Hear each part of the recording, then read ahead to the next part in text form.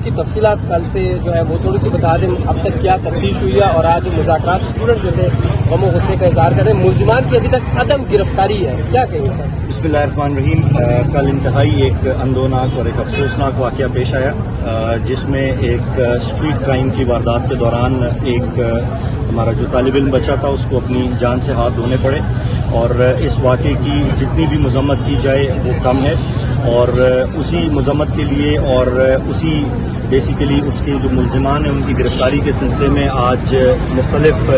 Colleges, خصوصی طور پہ ایڈورڈز کالج کے جو طلباء ہیں وہ یہاں پر تشریف لائے تھے اور اپنا احتجاج ریکارڈ کرانا چاہتے تھے۔ وہ یہاں آئے ہیں، انہوں نے اپنا احتجاج ریکارڈ کرایا ہے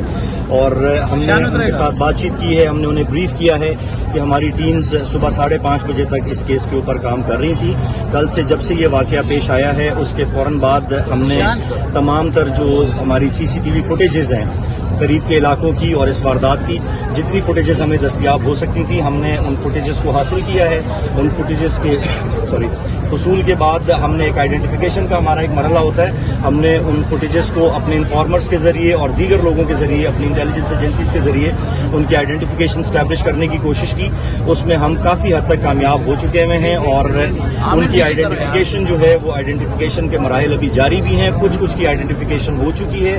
کچھ چیزیں ہیں جو کہ میں یہاں پر اس وقت قبل از وقت ہوگا آپ سے شیئر کرنا، لیکن قصہ مختصر اور بات مختصر یہ ہے کہ یہ کسی دوسرے کے بچے کا نہیں ہوا، یہ اس طرح ہے، ہم اس کو اس طرح دیکھ رہے ہیں کہ جیسے ہمارے اپنے گھر کے اندر کوئی واقعہ ہوا ہے، ہمارے اپنے کسی بچے کے ساتھ یہ واقعہ ہوا ہے، اور پولیس آرام سے نہیں بیٹھے گی جب تک اس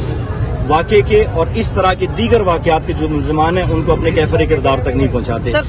تھوڑا سا بتائیے کہ اس میں کون سا اسلحہ استعمال ہوا تھا، کتنے فائر ہوئے تھے، اور وہاں پر سر اس وقت تصادم اس طرح کیا ہوا؟ دیکھیں، دو مسلح موٹر سائیکل سوار تھے 125 پہ، انہوں نے رکشے میں سوار جو یہ بچہ تھا اس رکشے کو روکا،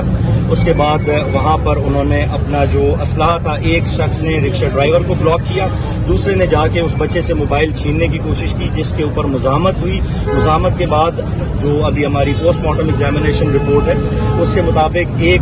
اس نے اپنے پسٹل کے ساتھ اس کے سر پہ وار کیا ہے، اور اس کے بعد سیکنڈ جو ایک ہی فائر کیا ہے جو کہ اس کے بازو سے ہوتا ہوا اس کے سینے کے اندر سے گزرا ہے، جس سے اس کے لنگز جو ہیں وہ دونوں رپچر ہو گئے ہیں، جو اس کی بیسیکلی موت کی وجہ بنے ہیں۔ بہرحال ان تفصیلات کو ہم بعد میں بھی ڈسکس کر سکتے ہیں۔ ابھی ہم نے جو ہمارے